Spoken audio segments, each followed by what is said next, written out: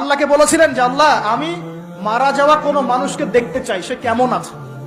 এটা শোনেন ভালো করে হাদিসটা, মারা যাওয়া কোনো মানুষকে আমি দেখতে চাই, সে কেমন আছে। আল্লাহ পাক সেই নবীর আরজি কবুল করলেন, বললেন আচ্ছা ঠিক আছে দেখাচ্ছি। কবরের সামনে গিয়ে দাঁড়ালেন। 1000 বা 2000 বছর আগের কোন ব্যক্তি যে মারা গেছে তাকে কবর থেকে চিন্তা করা, নবী দেখছেন এবং সে ভয় থরথর করে কাঁপছে, এখনো ভয় থরথর করে কাঁপছে। নবীজি আমাদের নবী নন, অন্য কোন নবী তিনি। সেই নবী বলছেন যে তুমি ভয় কাঁপছো কেন, তুমি কত বছর আগে ইন্তেকাল করেছো, কি তোমার হালচাল বলো আমার। সেই ব্যক্তি বলছে আমি আজকে থেকে 1000 বা 1500 বছর আগে মারা গেছি। আমি ভয়ে কাঁপছি, যখন আমি মারা যাচ্ছিলাম মালাকুল মউত যা আকৃতি নিয়ে আমার সামনে এসেছিল, ওই আকৃতি আমি এখনো ভুলতে পারি না, তাই দেখে আমি থরথর করে যাচ্ছি।